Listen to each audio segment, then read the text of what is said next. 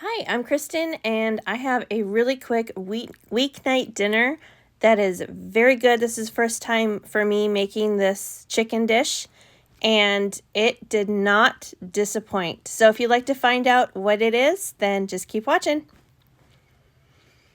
Okay, so to start this dinner off, I'm going to start with the sides. So I have some zucchini here that I'm going to later saute for a little veggie side to go with. But I just wanted to get things kind of prepared before I started the chicken, because the chicken doesn't take that long to bake. And then along with the zucchini for a starch, I'm going to go with some roasted Yukon Golds. So I'm just going to get going on prepping the zucchini. So I just washed it and just getting them into chunks, and then I will get them into even smaller chunks so that they will be easier to saute. I've been really trying to add in veggies into my dinners because I don't always make time for that, and I really should. It's very good for you. Okay, now moving on to the Yukon Gold potatoes. As you can see here, I have 6 Yukon Golds. This is for my family of 4. However, only 3 of us ate the potatoes, and this was more than enough. These turned out so good.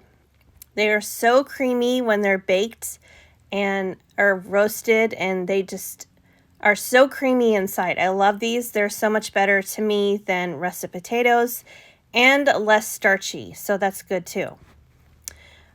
So yeah, this is my new favorite way of preparing roasted potatoes. So I just like to put them in a bowl, drizzle them very nicely with some olive oil, and then I have this packet of French onion soup mix, and I'm just going to sprinkle 1 packet over all the potatoes. And I do like to add a little extra garlic powder because I love garlic. So that's always in my recipes for sure, in my dinner recipes. And then I put a little bit of salt. Did I do salt? A little pepper. I think I skipped the salt because there's, I'm sure, plenty of salt in this onion soup mix. So I'm just going to give it a really good toss with my wooden spoon here and make sure that all of the potatoes are coated in that awesome seasoning. Okay, now I put those in the oven at 425, and now I'm going to start my chicken. So in a small bowl here, I'm going to whisk together ranch seasoning, dill weed, onion powder. I'm just going to eyeball the dill weed because I love dill, and I know I'm going to want more than the recipe says. So I just eyeball what I like. And then onion powder goes in. There's a surprise ingredient in this recipe that's coming up here really quickly. A little salt and pepper. Make sure that it's seasoned really well. Okay, and then here coming up, the mayo, right? It was surprising in this recipe. I love mayo, but I just wasn't expecting to see that in this recipe. But this gives the chicken such great flavor. So then you mix all that up. That's going to be set aside.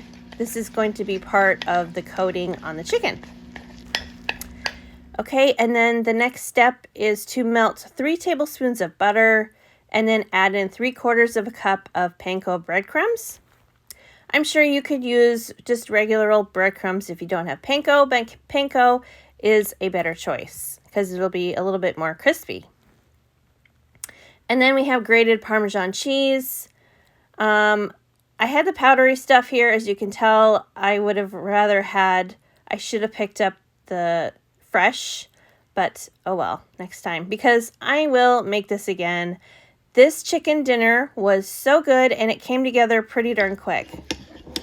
So then mix all the butter and the breadcrumbs and the Parmesan cheese together, and that will be the last part of the breading section of this recipe. Anyway, So then I have 2 chicken breasts here that I butterflied apart, and I pounded them out really quite thin with my meat mallet.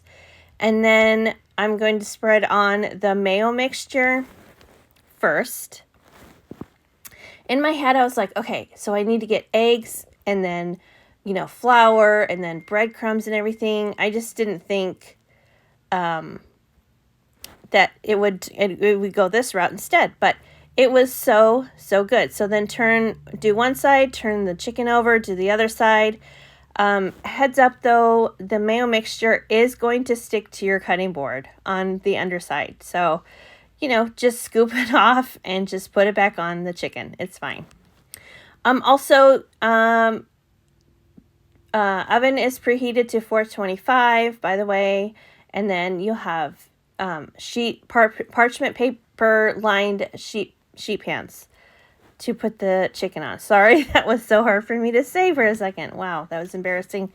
So then just spread it on, turn it over. See, look it. It's just put it back on. Just put it back on. It's going to stick. But you need that mayo mixture on the chicken though, so that the breadcrumbs will stick to it. But it was a messy little job here.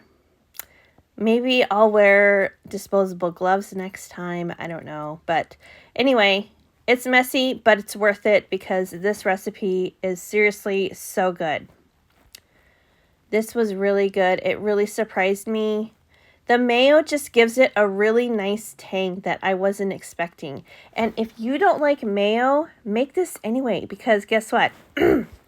My husband does not like mayo at all. And if he wasn't home when I was making this, and if he was home, he probably wouldn't have been so open to this recipe. But he didn't have any idea. He didn't say, ew, I know there's mayo on there. Ew. He didn't say that. He ate it right up. It was good. Everybody liked it in my family. I have a picky 12-year-old boy, and he really liked this too. But, that's kind of no surprise because my kids really like chicken too.